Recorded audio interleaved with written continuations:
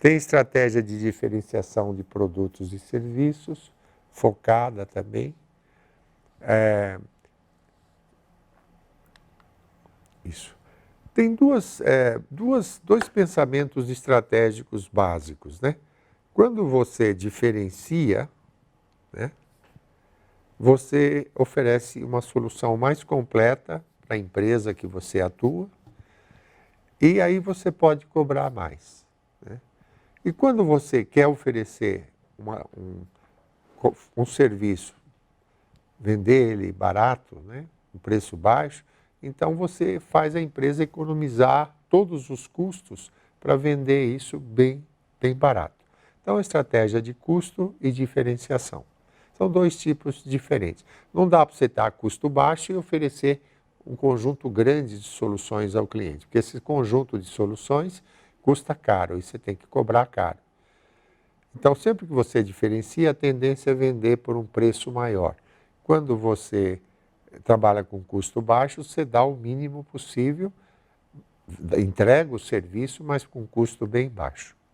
Então, na diferenciação, você gera inovações, melhora o produto, cobra mais, precifica mais, tem altas margens de lucro, né? E, consequentemente, você pode investir mais em inovação, mais em melhorar o serviço e assim por diante. Em estratégia, tem também a decisão de que setores você vai entrar. Por exemplo, se o IPEM fosse criar novas frentes de serviço, atuar em setores que ele nunca atuou, aí vem aquela dúvida, né? Eu vou permanecer fazendo o que eu faço em termos de metrologia, só que vou entrar num mercado novo, e aí depende de regulamentação do Inmetro, etc. Ou vou criar produtos novos para mercados que eu nunca atuei, para setores que eu nunca atuei, né? Bom, se eu nunca atuei e ninguém atua, eu tenho liberdade para entrar nesses setores. Só que aí eu estaria, então, criando soluções novas, metodologias novas, e essas metodologias novas eu vou vender aqui para novos setores, novos mercados. Então, novo produto para novo mercado. Se eu quiser fazer o que eu já faço e apenas fazer para outros setores, eu vou pegar produtos existentes e vou vender para outros setores. Só que eu vou vender para mercados existentes. A única coisa que eu posso fazer aqui é fazer clientes ocasionais comprarem cada vez mais, né? Então, transformar ele num cliente habitual. Então, para que mercado eu vou vender? São coisas que eu já faço ou produtos novos? Essa também é uma decisão estratégica importante. Outro conceito interessante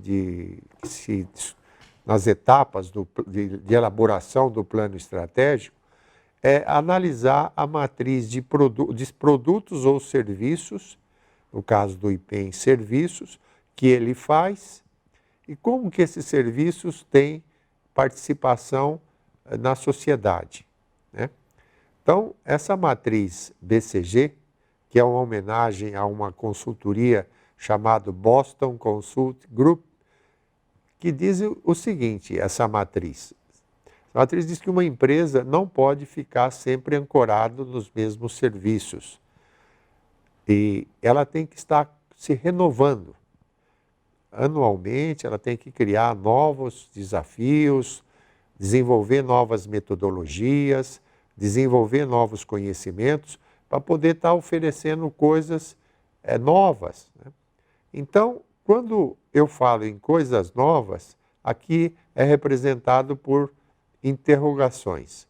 Interrogações são áreas que eu estou desenvolvendo, metodologias, novos serviços, que não tem nenhuma expressão no mercado. Participação relativa no mercado é baixa. Na verdade, eu estou fazendo os primeiros ensaios, os primeiros testes, né? Acontece que, se isso der certo, ele vai mudar de quadrante e vai começar a ser muito requisitado pelas empresas ou pelos cidadãos. Aí ele deixa de ser uma interrogação, será que vai dar certo? E passa a ser aquilo que eu tenho de mais novo, aquela tecnologia, aquele serviço, aquele setor que eu atuo mais de ponta, né? Mais recente. Só que aqui, então já uma demanda grande do mercado e o crescimento de mercado para essa estrela é grande, né? Porque como é algo novo, pioneiro, que já passou pela fase de desenvolvimento, de interrogação, a tendência é que o mercado cresça, ela cresça a participação dela no mercado e ela se torne alta. Com o tempo, algo que foi interrogação, que virou estrela, também passa a ser comercializado naturalmente. No caso do IPEM, tem muitos serviços que ele já faz há anos. Então, e aquilo gera uma receita para a sobrevivência do órgão, né? Então, se você imaginar em termos de novidade, a vaca leiteira dá o leite para as crianças todo dia, mas ela não vai, no futuro, crescer muito. E ela não tem um crescimento acelerado, já está bem tradicional, né? Então não vai conquistar novos mercados. E, com o tempo, algo que foi estrela, que foi interrogação, área estava em desenvolvimento, que virou estrela e agora virou vaca leiteira, esse algo pode virar também algo já superado. Tem serviços que custam mais caro para fazer eles do que não fazer, né? E então eles viram o que a gente diz de abacaxi. Pouco a pouco eles têm que dar um jeito, inclusive, de sair deles, substituir por algo mais interessante. Então, está continuamente desenvolvendo coisas novas para virar estrelas, que depois viram máquinas leiteiras, depois viram abacaxi, representa estrategicamente a renovação da carteira de serviços e produtos de uma instituição. Bom, fazendo um breve resumo do que nós já vimos, para ficar bem claro, sintetizar, nós vimos que a estratégia é uma diretriz para orientar as decisões de um instituto e que a estratégia é resultante de um processo de planejamento estratégico, que tem várias etapas. Nós vimos também que a estratégia ela tem vários tipos, né? Ela tem uma estratégia mais genérica, mais ampla, que pensa a organização como um todo, chamada estratégia corporativa, que é feita pelo conselho. Nós temos uma estratégia competitiva, que é feita pelo presidente, pelo superintendente e diretores, e nós temos uma estratégia mercadológica, que é feita pelo pessoal de marketing e comunicação. Nós vimos também que a estratégia ela tem formas diferentes de pensar a estratégia.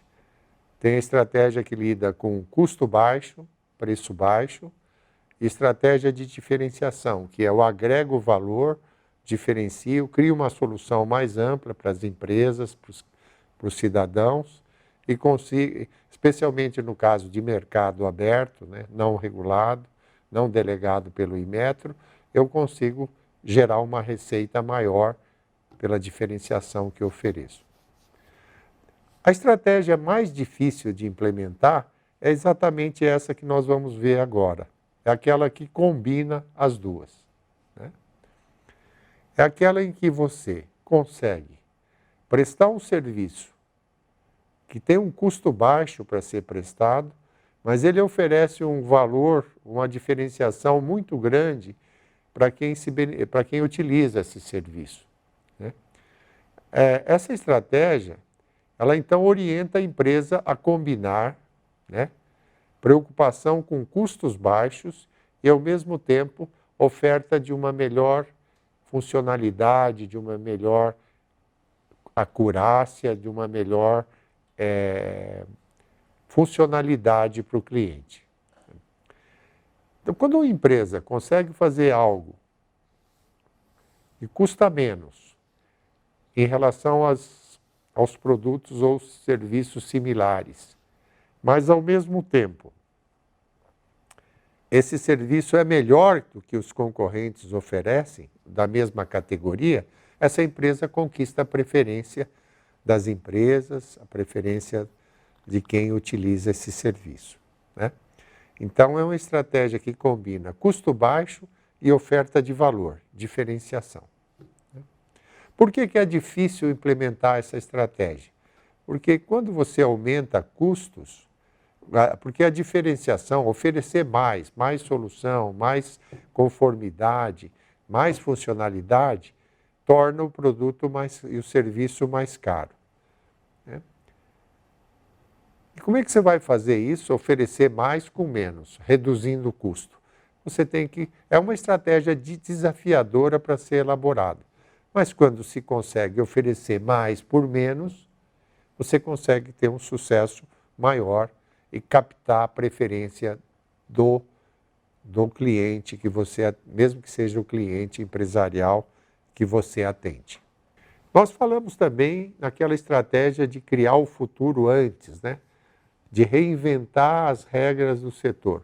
Naturalmente que essa é uma estratégia de inovação, quando você faz aquilo que precisa fazer de um jeito novo, totalmente renovado, oferecendo benefícios para o instituto que faz e muito benefício para a instituição, para o cliente que usa.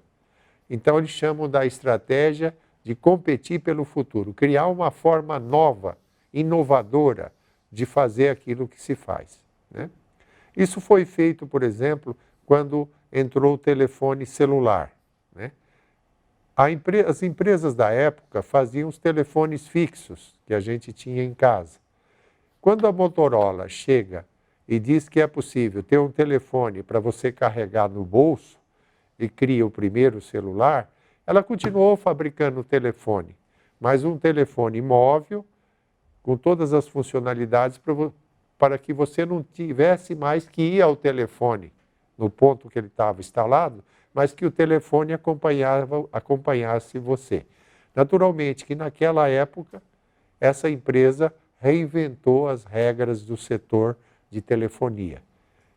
Fez um produto celular e não um produto fixo. Esse tipo de estratégia de inovação, de ser inovador na criação de soluções para a atividade que você executa, ela é praticada por muitas empresas, né? São aquelas empresas que, em vez de ficar só olhando o passado, né? E aqui tem um slide que mostra isso, né? Empresas que ficam na rotina estafante, né? Que ficam olhando para o passado e fazendo aquilo que ela sempre fez, né? A gente costuma dizer que esses dois autores, Gary Hamel e Prahalad, costumam dizer que as empresas que fazem coisas bem feitas acabam entrando numa rotina, né? E nessa rotina, muitas vezes, tem uma dificuldade muito grande para pensar e criar novas frentes de atuação que vão gerar o futuro, né? E eu coloquei por conta própria aqui uma sigla, né? Grande parte das empresas que não chegam no futuro são as empresas, no meu entender, que não faz o SPG. Não conseguem suplantar o seu passado glorioso, né? Ficam fazendo aquilo que sempre fizeram e não conseguem reconhecer que no futuro vai se exigir dela novas soluções, novas formas de atuar, novas metodologias, novas formas de oferecer o produto ou serviço que vão permitir elas atender às necessidades que estão surgindo nos próximos anos. Então, essas empresas e as que têm tendência maior a continuar na presença, na cabeça do cidadão, atinge, vamos dizer assim, a mente do cidadão como empresas, instituições, institutos eficientes e eficazes, são aqueles que exatamente fazem coisas antes que os outros similares fazem, que os congêneres fazem. São empresas que criam o futuro antes, né? Se você observar bem as empresas que nos cercam hoje, são empresas que criaram o futuro antes, que fizeram assim o que nós chamamos de, esses autores chamam de marketing expedicionário.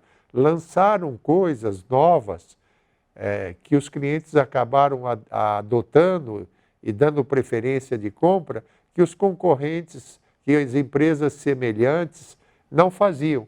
Então, eles exploraram novos mercados, fizeram marketing expedicionário, né? Ou seja, criaram o futuro antes. E como criaram produtos que vieram antes e que acabaram sendo adotados gradualmente, eles criaram o futuro antes. Essa estratégia de reinvenção do setor, de Gary Hamel e Prahalad, diz que você tem que criar o futuro antes.